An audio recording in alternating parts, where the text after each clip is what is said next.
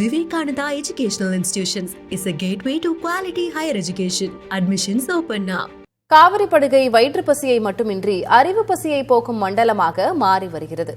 தமிழக உயர்கல்வி மையத்தின் முக்கிய அங்கமாக திருச்சி மத்திய மண்டலம் உருவெடுத்து வருவதை தற்போது பார்க்கலாம்.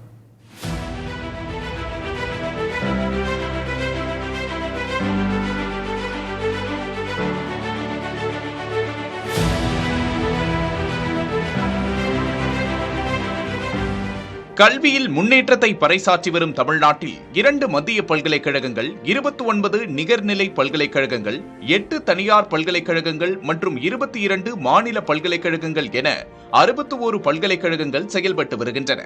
மாநில அரசின் கட்டுப்பாட்டில் உள்ள 22 பல்கலைக்கழகங்களில் உயர்கல்வித்துறையின் கீழ் 13 பல்கலைக்கழகங்கள் உள்ளன.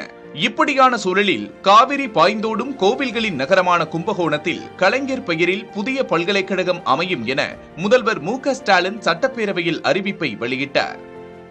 ஒருங்கிணைந்த தஞ்சை மாவட்டத்தில் இருக்கக்கூடிய கும்பகோணத்திலே அங்கே கலைஞர் பெயரால் கும்பகோணத்திலே விரைவில் பல்கலைக்கழகம் ஏற்படுத்தப்படும் என்ற.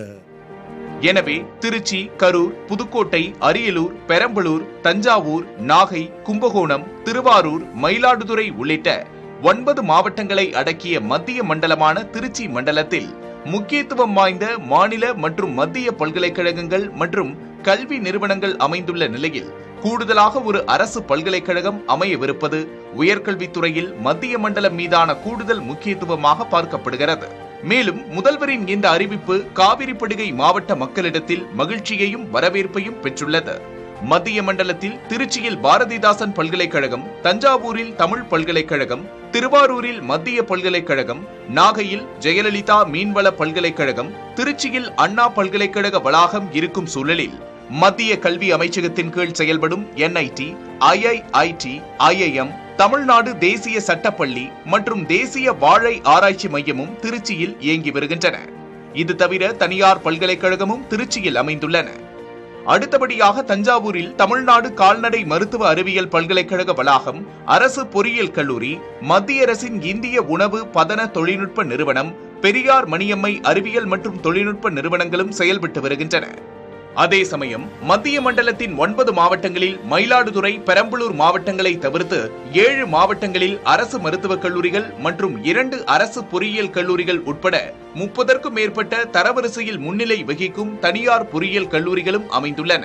கலை மற்றும் அறிவியல் கல்லூரிகளை பொறுத்தவரையில் மத்திய மண்டலத்தில் 41 அரசு கல்லூரிகள், 20 அரசு உதவி பெறும் கல்லூரிகள், 2 அரசு கல்வியியல் கல்லூரிகள், 10 தனியார் கல்லூரிகள், 96 சுயநிதி கல்லூரிகள், 127 தனியார் சுயநிதி கல்வியியல் கல்லூரிகள் செயல்பட்டு வருகின்றன.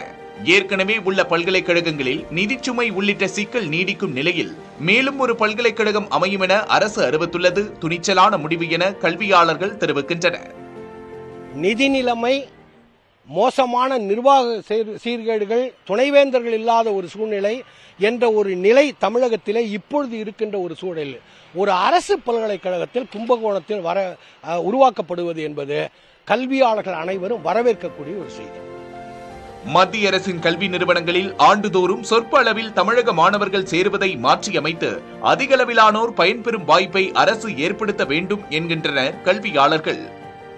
ரீஜனல் என்ஜினியரிங் காலேஜாக தமிழகத்திலே இருந்த ஒரு நிறுவனத்தை NIT என்று மாற்றுகின்ற பொழுது 50% தமிழகத்துக்கு இருந்த கோட்டா மாணவர் சேர்க்கை என்பது அகில இந்திய கோட்டாவாக மாற்றப்பட்டு இருப்பதை தமிழக அரசு கவனத்திலே கொண்டு கும்பகோணத்திலே ஆரம்பிக்கிற இந்த பல்கலைக்கழகத்தினுடைய வளர்ச்சியில் கண்ணும் கருத்துமாக இருக்கிற அதே நேரத்தில் தமிழ்நாட்டைச் சேர்ந்த மாணவர்கள் இருக்கக்கூடிய கல்வி நிறுவனங்களில் சேர்வதற்கான ஒரு வாய்ப்பினை உருவாக்க வேண்டும் என்றும் நாங்கள் கேட்டுக்கொள்கின்றோம். உயர்கல்வித்துறை சார்ந்த கோரிக்கைகள் குவிந்து கிடக்கும் நிலையிலும் அதை தாண்டி மாணவர்கள் நலனில் அக்கறை கொண்ட இதுபோன்ற அறிவிப்புகள் வரவேற்கத்தக்க ஒன்று என்ற போதிலும் அதனை செயல்படுத்துவதிலும் நிர்வகிப்பதிலும் அரசு கவனம் செலுத்த வேண்டும் என்பதே எதிர்பார்ப்பாக உள்ளது. உயர்கல்வித்துறையில் சிறந்து விளங்கக்கூடிய தமிழகத்தில் உயர்கல்வித்துறையின் வளர்ச்சிக்காக கூடுதலாக மத்திய மண்டலத்தில் கும்பகோணத்தில் கலைஞர் பல்கலைக்கழகம் அமையும் என அரசு அறிவித்துள்ளது என்பது அப்பகுதி மற்றும் அந்த மண்டலத்தை சார்ந்த மாணவர்களுடைய உயர்கல்வியின் வளர்ச்சிக்கு உறுதுணையாக அமையும்.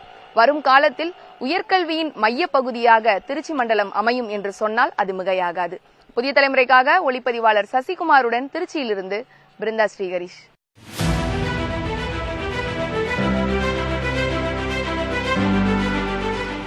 Vivekananda Educational Institutions is a gateway to quality higher education. Admissions open now.